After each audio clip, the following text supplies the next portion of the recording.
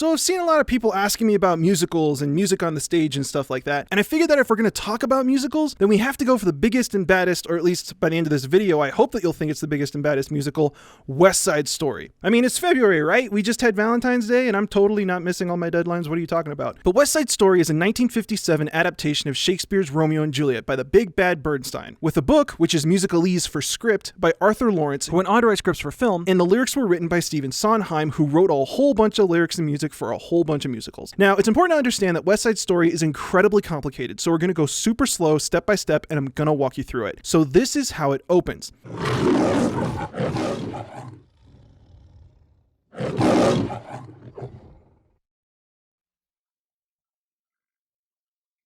And that's the whole story right there. Thanks for watching. I'd like to thank my patrons for, okay, I'm not going to do that to you, but I want you to remember these 3 notes because they are crazy super important. Okay, so we get our opening in black and then an abstract picture of Manhattan with snippets of all the music we're going to hear throughout the show. Then the musical starts in earnest and we hear that opening idea again. And then we get the most important part of West Side Story, some intimidating snapping.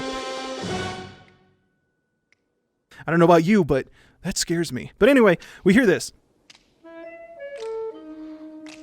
Now check it out. If we ignore this note right here, it's just our first motif, but upside down, which is technically called an inversion. I'm just going to pretend that it's all in the same key signature to make things easier, which is musician talk for I'm lazy, but check it out.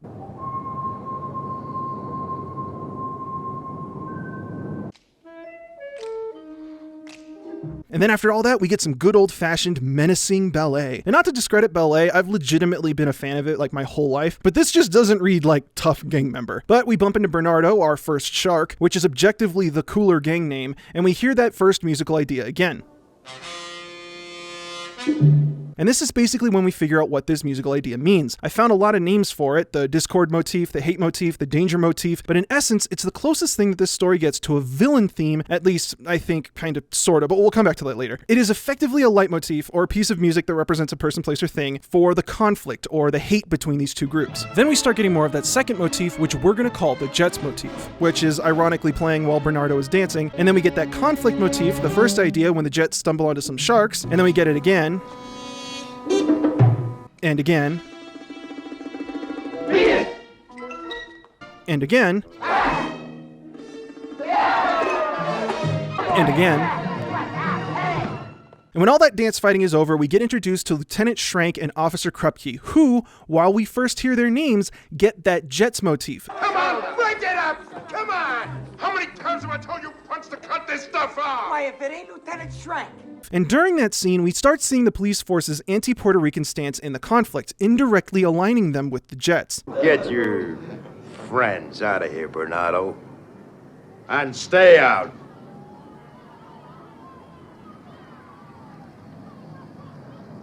Please. So even though the cops are supposed to be impartial and just want to end the fighting, we can see a clear definition in both the music and the narrative that the cops are on the Jets' side. So when we hear the Jets singing about being Jets, as you would expect, we hear their motif all over the place. You're never alone, you're never disconnected, you're home with your own. When company's expected, you're well protected. And check it out, when we first hear about Tony, the male protagonist, we get that Jets motif because Riff is 100% convinced that Tony is a Jet and is on their side. Now I know Tony like I know me, and I guarantee you can count him in. But when we meet Tony, it's complete silence, because Tony doesn't care about the Jets anymore, because he's trying to pay for community college or something. They never really explain why he's working this job, moving boxes of soda down a staircase. But it isn't until Riff convinces Tony to come to the dance when we hear that Jets motif. 10 it is. Womb to tomb, first to earth, and I'll live to regret this. Who knows? But immediately following that meeting, Tony starts singing Something's Coming. And check it out, right here, that Who Knows part. Who knows? It's just rearranged notes from the opening, the conflict motif, again offset for the octave, and I'm trying to keep everything in a similar key signature just to keep things easier. And so by now it's clear to see what Bernstein's doing. He's taking this 3-note motif and using it as the fabric for the musical story. But there's something kind of special about these 3 notes. So in music, the most basic building block is the note, obviously. And one step above that isn't the chord like you might expect, it's the interval, which is the space in between 2 notes. If you ever hear a guitar player talking about power chords, it isn't a chord, that's an interval. And now that I've set my comment section on fire, let's get into the nitty-gritty of that. So there's a unique name given to the space in between any two notes. If you have two of the same note, that's a unison. One note right next to each other is a minor second, then a major second, minor third, perfect fourth, tritone, perfect fifth, minor sixth, minor seventh, and then the octave, which we normally represent with an 8. Now the first note after the octave is technically a minor second, offset by an octave, so we call that a minor ninth, because only in music does 8 plus 2 equal 9, and you thought calculus was hard. So this would be a major 10th because 8 plus 3 is 10, and I'm getting off track. But right here, smack dab in the middle of the octave, we have our tritone. And a tritone is super special because it's super dissonant. Hear that?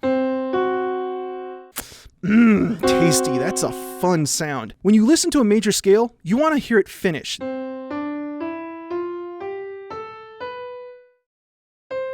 That drive to the finish, or as we musicians call it, the resolution or the drive to resolve, is created by the tritone in between these notes right here. That tritone desperately wants to resolve like this. But just to prove my point, if I take the tritone out of the major scale, we get something called the pentatonic scale, which sounds way nicer, but it doesn't have as much of a need to finish or resolve. It can kind of go on for infinity. So when we hear a little motif like this, who knows? Unlike the conflict motif and arguably the Jets motif, this one is resolving. If you look from the first note, it goes from the tritone to a perfect fourth. The idea is that perfect fourths and perfect fifths, which are just upside down perfect fourths, are much more stable and sound more consonant because these are lower on the harmonic series and it's all kind of mathy. I'm not going to get into it. But in short, the tritone is resolving more like how we'd expect to see it in a more traditional harmonic sense. So this motif is kind of like the conflict motif, but rearranged to be a little more stable. And that's all foreshadowing this big moment. So we meet Maria and she vapor trails us into the dance scene. Now, you can write a dissertation on what's going on in this dance scene, and I'm not masochistic enough, regardless of what rumors you might hear out there on the internet, to go through this whole thing. So instead, I'm just going to skip it because I don't get paid enough. And let's just jump straight to the one tune that everybody knows and loves. Maria, I've just met a girl named Maria. So check it out. You might want to put on a helmet because this is going to blow your mind. Right here, Maria. It's 3 notes, just 3 notes. But if you're paying attention, it's just a rearranged version of our 3-note motif that's been driving the whole thing. But the way this motif is rearranged tells the story of how Tony and Maria come together. See, there's a lot of special qualities about a tritone. Like, it's called a tritone because it's 3 whole steps or major seconds, however you want to call it. But if you arrange all the notes in between the octave, the tritone sits right in the middle. It's literally the furthest point away from the octave. In that way, you could consider the tritone to be the opposite of the octave. These notes are opposite one another intervallically speaking, which is appropriate considering how this whole story is a reinterpretation of Romeo and Juliet. These are 2 people coming together from opposite worlds. But wait, there's more. This motif resolves in a similar way to the something's coming motif, but instead of resolving to the perfect fourth from the first note, it resolves upward to the perfect fifth. This is arguably a stronger resolution. The cadence on Maria's name implies a more traditional harmonic resolution to the dissonance of the tritone. Tony and Maria coming together is a resolution of the conflict between their 2 families. But on top of all of that, this is a rearrangement of the motif that represents conflict. In some ways, these 2 coming together is literally a resolution to the conflict between their 2 families established in the opening of the film. What's more is that the motif from Something's Coming serves as an intermediary step between the conflict motif and the Maria motif. It's literally in between these 2 motifs, which also just so happens to be musically foreshadowing Tony meeting Maria at this dance. These 3 notes, just these 3 notes, are intervallically, motivically, and arguably leitmotivically expressing exactly what's happening in the story. But following that, we get what is objectively the best song in the entire show, and if you disagree with me, you're wrong. I like to be in America,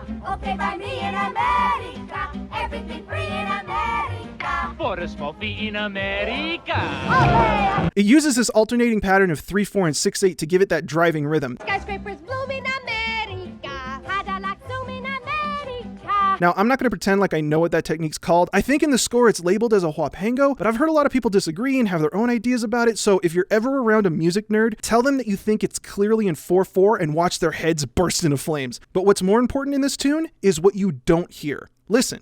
Lots of new housing with more space. Lots of doors slamming in our face. What you aren't hearing are our 3 notes. They don't show up at all. This is the first time in the entire show where you don't hear some permutation of our motif, not even a tritone. Why? Because this has nothing to do with the central conflict of the film, or Tony and Maria. It's Anita and Bernardo singing about their experiences in America, free from the conflict and the hate of the film. And immediately following that, we get Tonight, involving Tony and Maria, which also suspiciously has no prominent tritones in the melody. One source that I found suggests that the perfect fourths and fifths that you might find in the melody are there to sort of suggest the resolution from the Maria motif. But maybe there's just no tritones because there's no conflict. The world went away, so to speak. Which is the exact opposite of the next tune you get, where the Jets are making fun of Officer Krupke, and we hear the Jets motif over and over and over again.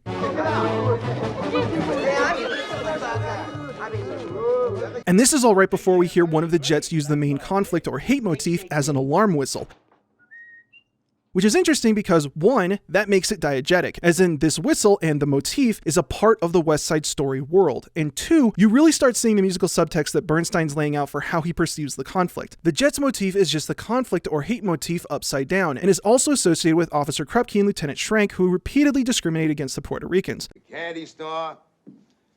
So what if they do turn this whole town into a stinking pigsty? Hey, don't stop him. He wants to get home right if he'll let us to San Juan. Tell him how he's got it made over here.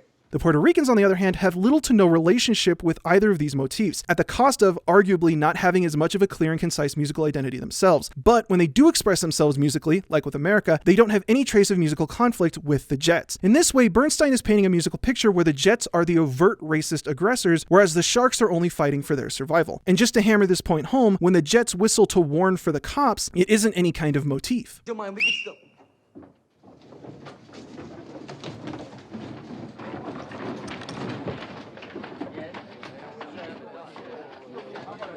And following the intermission, we get one of the most famous tunes that everyone knows is that one song that's really fun to sing even though nobody ever really knows all the lyrics. I feel pretty, oh so pretty. I feel pretty and witty and gay. And like Tonight, this tune doesn't have any tritones in it either, but it has a much more prominent emphasis on perfect fourths. You can actually see how the main motif to the melody is made up of two interlocking perfect fourths. In essence, the idea is that the love between Maria and Tony is supposed to give the two main characters a type of escape from the conflict and hate of the story. But I imagine that seeing a friend come home from a dance late at night and then start dancing around your dress shop the next day talking about how she feels pretty might make you think that Tony could be code for something. But immediately after that, Tony and Maria go through a mock wedding like 7th graders during recess. It's weird how fast this movie goes, but then you gotta remember that Romeo and Juliet all happened in like, what, a week, and they were like 14 or something. But something happens here too. In what I can find online, like in this source, and from what I worked out on the piano, the score is in G flat major, but right here before their vows, it modulates or switches to C major. G flat major to C major is a tritone. In fact, if you look at the circle of fifths, which is our roadmap for key signatures, you can actually see how tritones are harmonically opposite one another. So literally, as they start going through the vows on their mock wedding, the score subtly alludes to how these two characters come from polar opposite backgrounds. In stark contrast to that, we have the rumble, which basically recaps the entire film up to that point, musically speaking, and it's just in case you passed out at any point during the first act, which of course finishes the same way the film opens, with that conflict motif.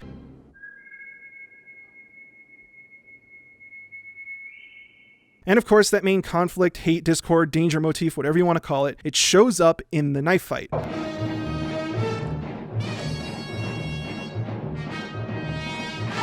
But immediately following that fight and the hallucinogenically motivated dance on the roof, we get Somewhere.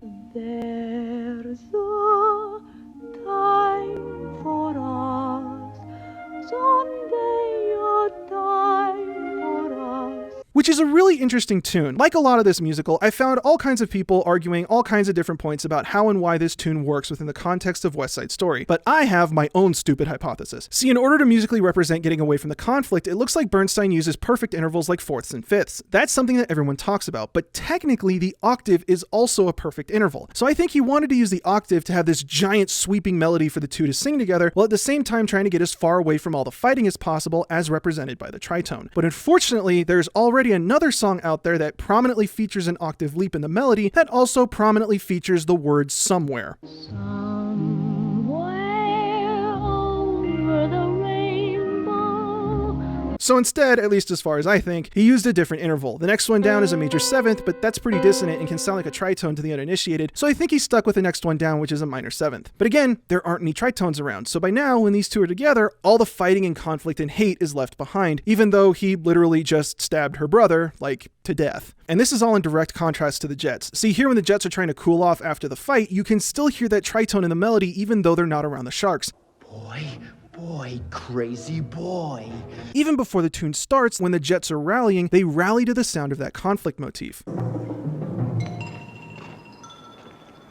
Unlike the sharks during America, even when the Jets are alone, they're still thinking about that conflict and that hate, and in essence are still occupying the role of aggressor. It's a really subtle bias that permeates the musical language of this story. This is why, at least I think, some people choose to call this the hate motif, because it indicates that the Jets are hateful while the sharks are just trying to defend themselves. But immediately following that Jet scene, we get reminded of how, just in case you hadn't been paying attention, that Tony needs to stay hidden, which is effectively highlighted by that same conflict motif when Anita almost finds Tony.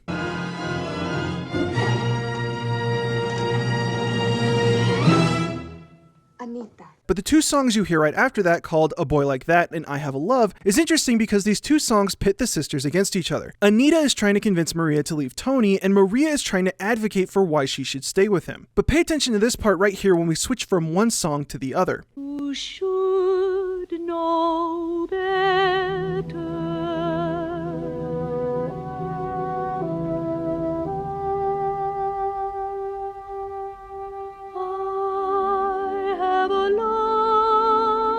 While Anita is making her point with A Boy Like That, we're in D flat major, but when Maria starts singing I Have a Love, we modulate to G major. Just like in the wedding vows, those two key signatures are a tritone apart, demonstrating the transition from one side of the conflict to the other. But right before the end of the show, we have the saddest moment. During Anita's assault at the drugstore, we hear a distorted version of America, a song that she used to celebrate everything she loved about America being thrown in her face by the clear musical villains of the story.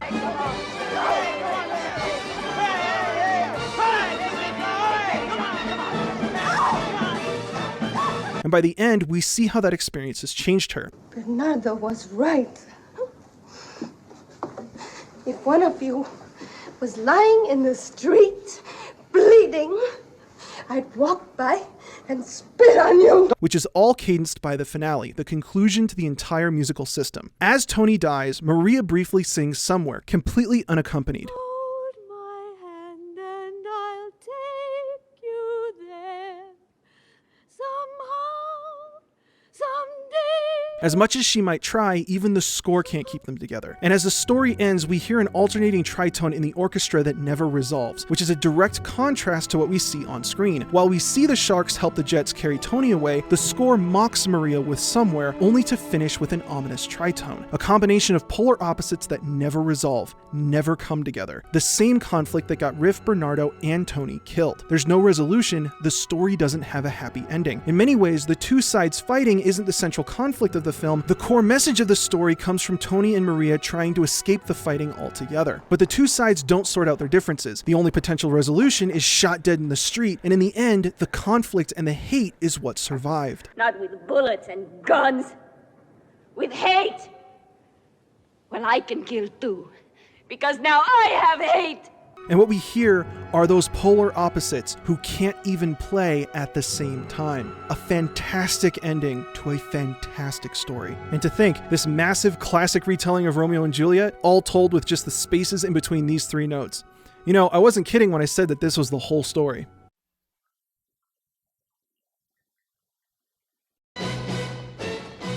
Thanks for watching. I'd like to thank my patrons for making these videos possible, with a very special thank you to AFN Matt, Andrew Luke, Billy Vasquez, Clara Tan, Dr. Woe, Donovan Hodges, Hayden Elza, Karen Rosenau, Who Am I, and Zolbu Tumbin Dembrel. Also, if you're interested more about West Side Story, please check the description for links to all of my sources. I could not have made this video without them, so please give them the clicks they deserve. This one in particular is a great write-up of the tritones in West Side Story. I would have missed half of them without it, and this book about Bernstein's work was the only reason I learned that the conflict and the Jets motifs were inversions of one another, so please go check them out and the others in the description. Also, a big thank you to everyone who requested this video. If you want to request a video, keep an eye on my Patreon page. If you like what you saw here, be sure to check out my other videos, and if you really like what I'm doing, consider supporting the channel on Patreon. But that's all I got for now.